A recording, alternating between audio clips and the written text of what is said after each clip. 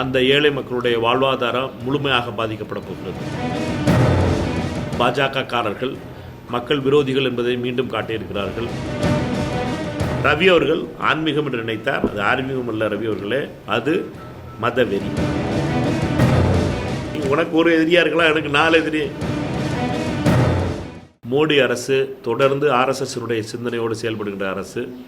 இந்த அரசு தொடர்ந்து 100 நாள் வேலையை முடிவு கட்ட வேண்டும் என்று 11 ஆண்டுகள் முயற்சி செய்து இப்பொழுது சந்திரபாபு நாயுடு அவர்களுடைய துணையோடும் நிதிஷ்குமார் அவர்களுடைய துணையோடும் செய்து காட்டியிருக்கிறது. இது வன்மையாக கண்டிக்கப்பட வேண்டியது.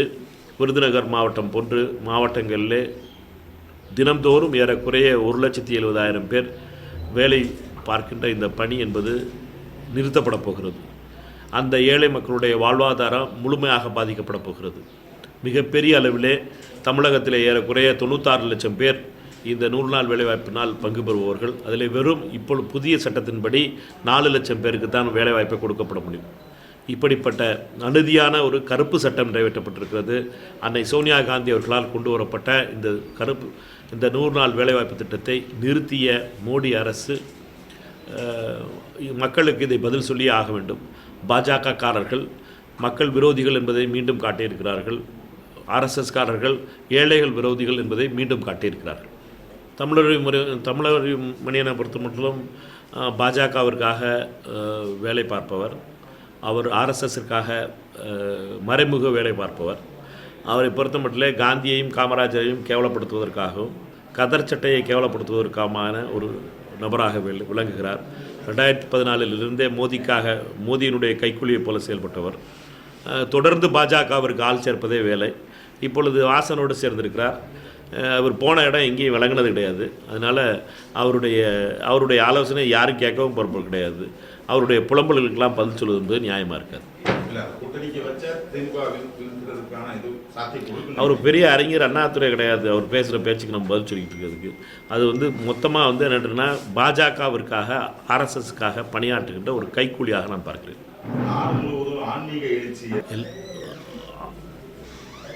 நாடு முழுவதும் ஆன்மீகம் எப்பொழுதுமே நாடு முழுவதும் ஆன்மீகம் எப்பொழுதுமே இருக்கிறது. மதவெறி இல்லை. பாஜகவும் ஆர்எஸ்எஸும் மதவெறியை உருவாக்குவதற்காக முயற்சிக்கின்றன. ரவி போன்றவர்கள் அந்த மதவெறியை தூண்டுவதற்காக துணை நிற்கின்ற விளக்கு பிடிப்பவர்களைப் போல நிற்கிறார்கள்.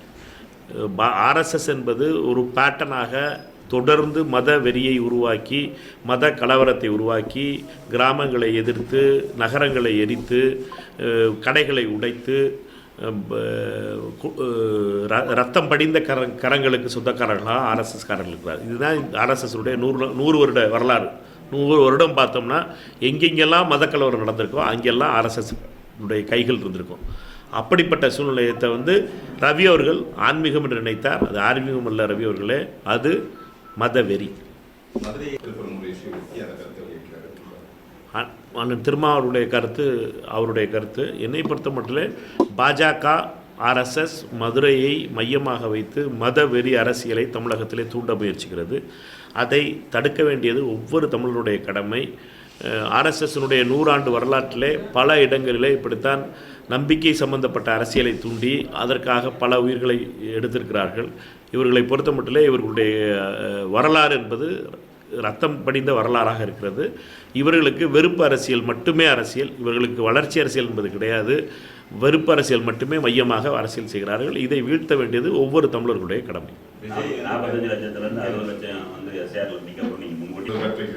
இல்லை, ஆனால் சீமானை பொறுத்த வரைக்கும் எப்போவுமே களம் அவர் தம்பி இதெல்லாம் அவர் பேசுகிற வார்த்தைகளுக்கெல்லாம் நம்ம ரொம்ப சீரியஸாக எடுத்துக்கிற வேண்டியதில்லை. ஜனநாயகத்தில் ரொம்ப முக்கியமானது மக்களுக்கு தான் கடைசியாக அவசியமானது. அவர்கள் யாரை தேர்ந்தெடுக்கிறாங்க, யாரை ஓட்டு போடல அப்படிங்கிறது. அமைப்பு ரீதியாக யாருக்கு பலம் இருக்குது பலம் இல்லைங்கிறது வேறு விஷயம். அதை பொறுத்த வரைக்கும் நம்ம டிபேட் பண்ணலாம். என்னை பொறுத்த மட்டும் அண்ணன் சீமான் அவர்களை பொறுத்த மட்டும் எத்தனையோ தேர்தலில் நின்றுட்டார். தனியாக தான் நிற்கிறார். அவர் தனியாக நிற்கும் போது அவரோட பர்சன்டேஜ் ஓட்டு என்ன ஃப்ளக்சுவேட் ஆகுதுங்கிற நம்ம பார்த்துட்டு தான் இருக்கோம். அவரை பொறுத்த மட்டும் அவருக்கு இருக்க பிரச்சனை என்னென்னா அவருடைய ஓட்டை அவருடைய வாக்காளர்கள் புதிய கட்சிக்கு போயிடுவார்களோ அப்படின்ற பயம் இருக்கா அப்படிங்கிறது தான் கேள்வி. பல இடங்களில் பேச்சு சொல்கிறது என்னன்னா நான் சீமானோட ஓட்டு புதிய கட்சிக்கு போகிறதுக்கு வாய்ப்பு இருக்குது அப்படின்னு பேச்சு தேர்தல் செஃபாலஜிஸ்ட்லாம் சொல்கிற பேச்சு. அது உண்மையாகிறத நம்ம இருந்தால் பார்க்கணும். அவருடைய பிரச்சனை அவருக்கு, நம்மளுடைய பிரச்சனை நம்மளுக்கு. அவருடைய கடை காலியாக இருக்கிறது அவர் கண்ணுக்கு முன்னாடியே தெரியுது. ஐயோ என் கடை காலியாகிட்டு இருக்கேடா அப்படின்னு. அதனால தான் தம்பிங்கிறாரு, அவன் புலம்பலுக்கிறாரு, களத்துக்கு வாங்குறாரு, வீராவேசம் பேசுகிறாரு, எந்திரிச்சு நின்று நான் எனக்கு 4 எதிரிங்கிறாரு. நீ உனக்கு ஒரு எதிரியாக இருக்கலாம், எனக்கு 4 எதிரி அப்படின்னுக்கிறாரு. அதனால் அவரை பொறுத்த வரைக்கும் பாவம் வசனம் நிறையா பேசினவர். அண்ணன் டேரக்டர் வேறு இல்லை. அதனால் டேரக்டருக்கு வந்து நடிகரை விட நல்லா நடிக்க தெரியும். நடிகரை விட இந்த நடிகர்கிட்ட என்ன நடிக்க வைக்கணும் அப்படிங்கிறது டேரக்டர் நல்லா தெரியும். அதனால் டேரக்டர் வேலையை அண்ணன் சூப்பராக பண்ணிக்கிட்டு இருக்காரு.